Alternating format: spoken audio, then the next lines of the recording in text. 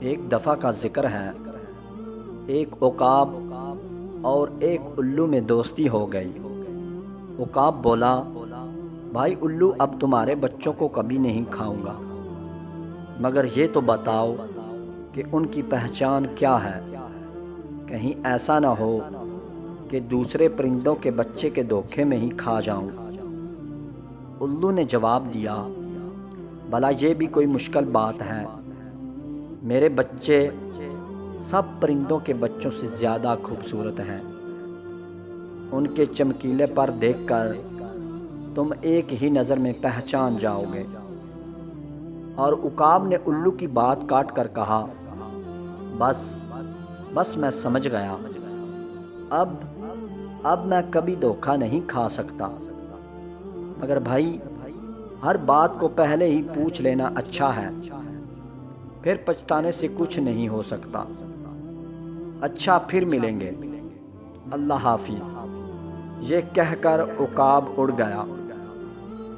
دوسرے دن عقاب شکار کی تلاش میں ادھر ادھر اڑ رہا تھا کہ اسے ایک اونچے درخت کی شاخ پر کسی پرندے کا گھونسلہ نظر آیا۔ گھونسلے کے اندر 4 بچے، کالے بدشکل بچے، موٹی اور بدی آواز میں چوں چوں کر رہے تھے۔ عقاب نے سوچا، یہ بچے میرے دوست الو کے ہرگز نہیں ہو سکتے، کیونکہ یہ اتنے خوبصورت تو نہیں ہیں، کیونکہ نہ تو یہ خوبصورت ہیں اور نہ ان کی آواز میٹھی اور سریلی ہے جیسا کہ الو نے کہا تھا۔ یہ سوچ کر عقاب نے ان بچوں کو کھانا شروع کر دیا۔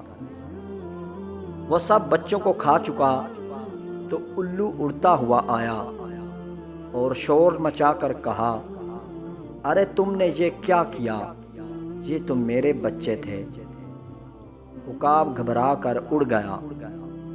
ایک چمگادڑ نے جو پاس ہی اڑ رہی تھی، الو سے کہا، اس میں عقاب کا کوئی قصور نہیں، ساری غلطی تمہاری ہے۔ جو کوئی کسی کو دھوکہ دے کر اپنی اصلیت چھپانے کی کوشش کرتا ہے، اس کا یہی انجام ہوتا ہے۔ تو دوستو، اس کہانی سے یہ سبق حاصل ہوتا ہے کہ کبھی کسی کو دھوکہ نہ دو۔